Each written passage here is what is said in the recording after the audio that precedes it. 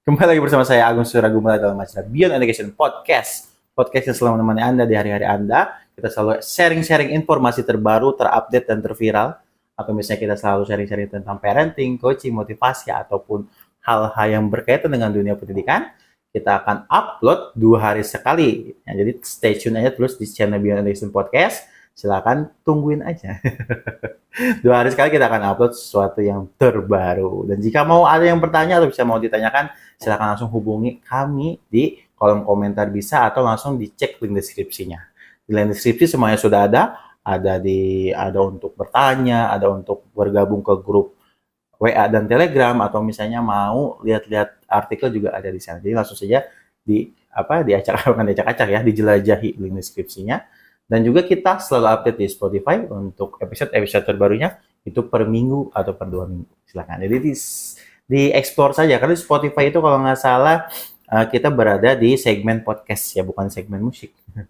Jadi kan Spotify sekarang sudah dipisah-pisah ya, segmennya ada musik, ada siaran, ada radio, terus ada juga podcast. Jadi itu tidak bisa disatukan. Jadi di segmen podcast kita hadir dengan nama atau kata kunci Beyond Education Podcast. Oke, pada siang hari ini bersama dengan Pak Doni. Halo teman-teman semuanya, gimana Gung? Kabar baik Pak. Apa nih? Sebentar lagi kan kita ada acara pemilu. Tanggal 14 Pak ya. Iya. Jadi gunakan hak pilih kita Pak. Oke, pastinya.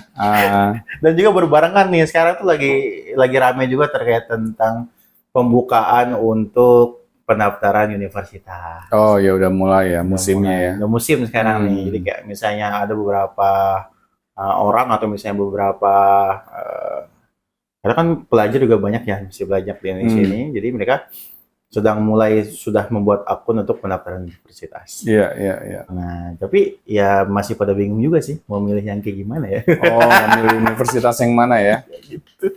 Karena kan kita mengetahui bahwa kalau misalnya dulu kan universitas itu ada rankingnya Pak ya. Iya. Ada universitas terbaik, universitas favorit dan kawan-kawan. Nah, sebenarnya apa sih yang harus kita lakukan atau misalnya bagaimana tanggapan kita terkait tentang universitas di Indonesia ini seperti apa gitu Pak? Iya.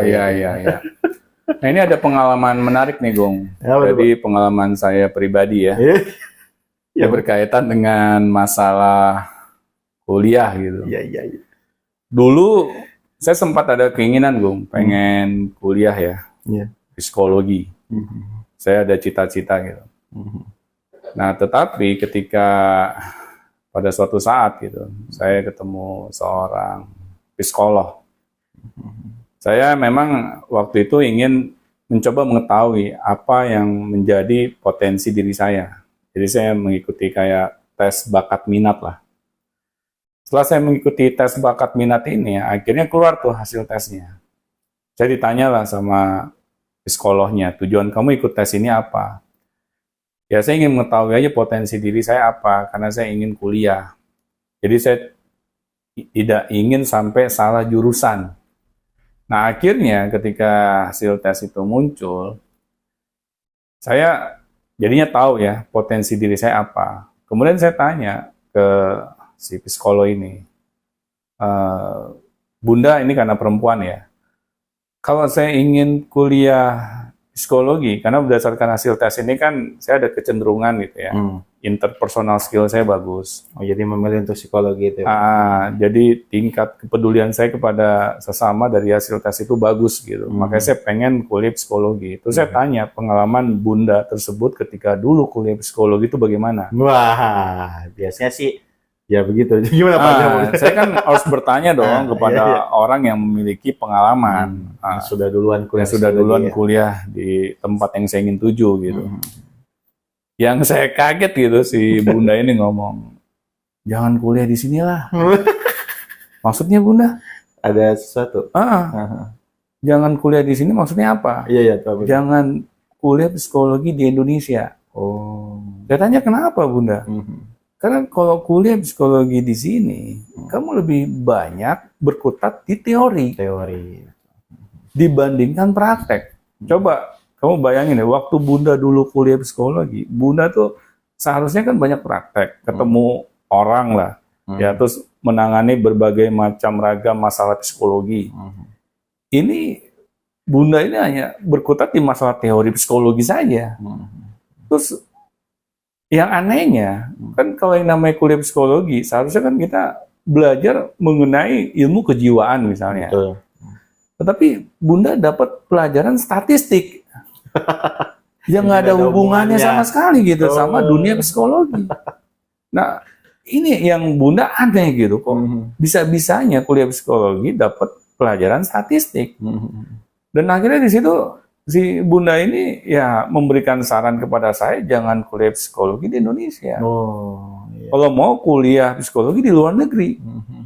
Dan di situ akhirnya saya jadi berkaca-kaca gitu. Aduh, nggak jadi nih. Ini gimana nih? Jadi saya mau kuliah itu jadi bimbang. Iya, jadi ragu lah gitu. Jadi ragu gitu. Pengalaman seperti itu kan. Tadinya saya ingin kuliah psikologi di Indonesia, ya kan? Saya pengen meningkatkan ilmu psikologi saya karena saya memang berkecimpung di dunia pendidikan, ya otomatis banyak ketemu anak-anak, ketemu orang tua yang akhirnya saya memutuskan ya memang kuliah psikologi lah yang paling harus saya kuasai ilmunya gitu.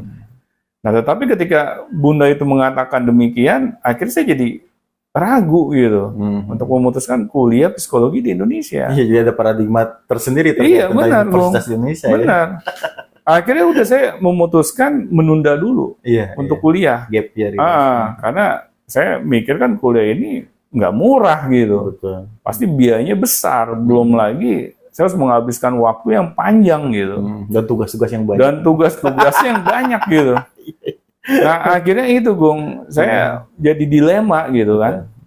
Saya memutuskan untuk menunda kuliah. Saya berusaha akhirnya belajar secara otodidak tentang dunia psikologi.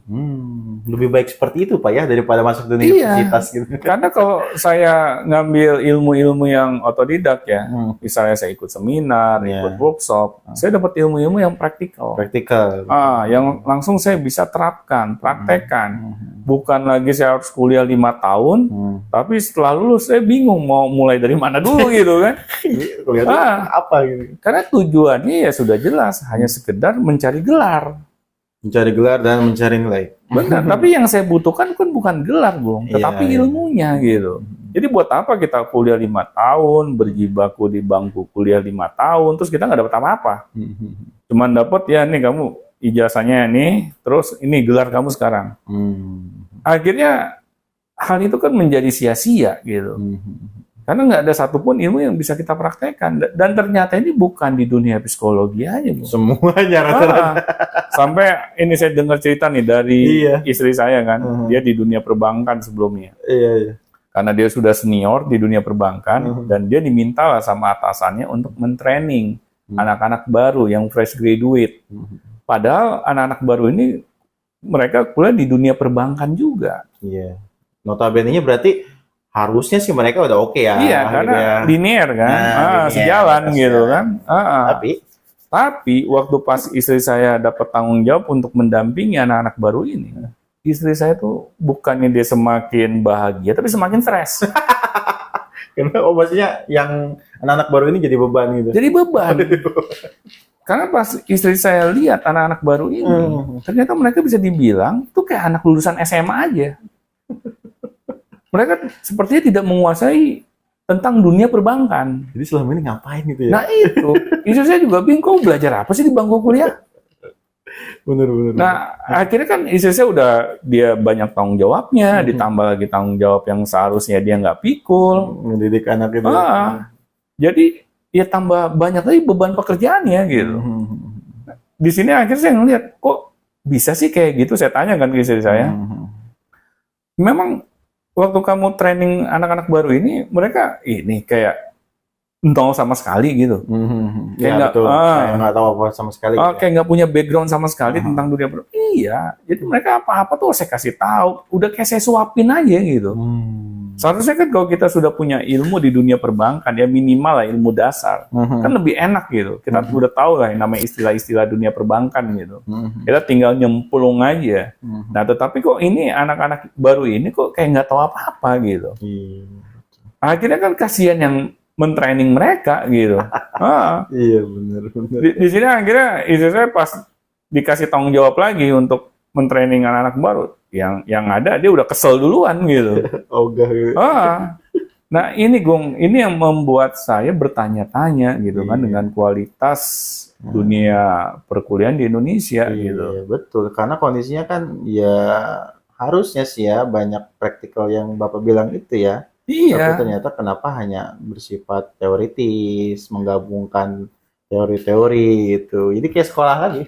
iya benar. Di SMA udah begitu gitu ya. Tahu Pak, kuliah juga begitu tapi lama gitu. Nah itu. Kan seharusnya Iya. sudah ada perbedaan ya antara Betul. dunia sekolah dengan dunia universitas kan Iya. seharusnya berbeda gitu Pola ya. dan prinsip juga sudah berbeda gitu benar, kan. benar. Seharusnya kan kalau di dunia universitas kita udah fokus berbicara mengenai skill. Betul. Yang skill yang kita akan miliki nantinya setelah lulus gitu. Tetapi kalau kita tidak memiliki skill tersebut, ya buat apa kita kuliah? Benar. Nah, coba deh kita lihat nih peringkat universitas di dunia, khususnya universitas-universitas di Indonesia. Kira-kira nih, Go, mereka yang paling dibilang favorit deh, universitas yang paling favorit di Indonesia, mereka peringkat berapa? Every day.